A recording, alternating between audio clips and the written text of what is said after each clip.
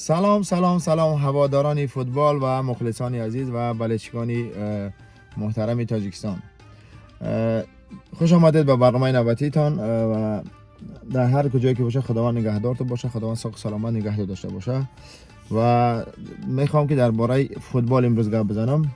چنانچه میدانید و همه تو شاهد هستید، در دو قطعه جهان امسال فوتبال گشته که هم مثلا در همین ماه یکی در قطعه آفریقا و یکی در قطعه آسیا، جام ملت‌های آسیا و جام ملت‌های آفریقا دایر گشته است و آیسته آیسته به فینالی خود یا که به همو چی خود نزدیک شده است که چند روز بعد معلوم میشه که کی قهرمانی آفریقا میشه و کی قهرمانی آسیا.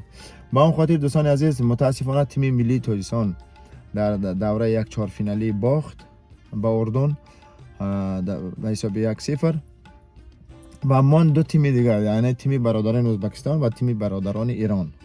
و متاسفانه برادران ازبکستان هم در یک چهار فینالی با تیم ملی قطر باختن به حساب سلسله های ضربه های پنالتی، خودتان شاهد هستین. و من تیم ملی ایران که در گفتی که پای یک چهار فینالی ژاپن را شکست داد.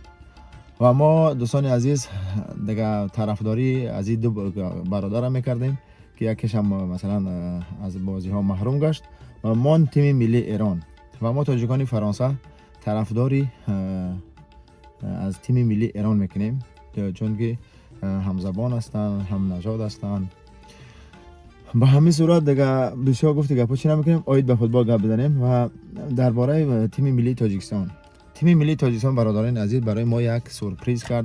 در اولین باره که به چی برآمد، به چی میگن، به جام ملت‌های آسیا و ما رو خیلی هم خوش و خرسند ساخت، چون تا یک چهار فینالی را ما هیچ توقع چی نداشتیم، باوری نداشتیم از بچه‌ها. گفتیم که شاید در گروهی پرن از در گروهی که بودن، اما دیدیم که نه، بچه‌ها زحمت کشیدن، بچه‌ها واقعا هم تلاش کردن، قهرمانی نشان دادن، تاریخ فوتبالی مثلا تاجیکستان رو ورق زدن. این برای ما یک خیلی گفتی که پس سورپرایز کلام بود در 2024.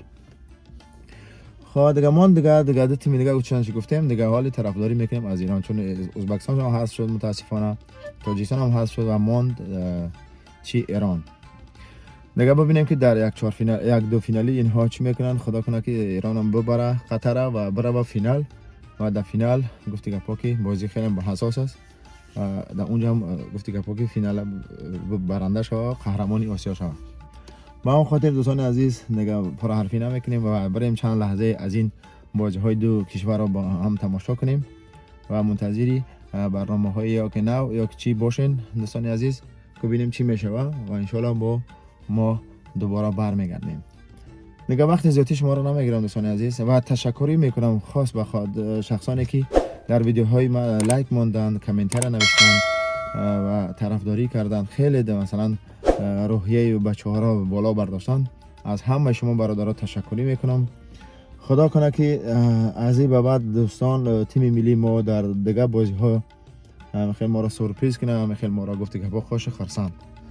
دیگه باقی شما را به خدای پاک امان میسپارم تا برنامه‌های بعدی. خداوند یار و مددگار همه ما و شما باشد. بدرود.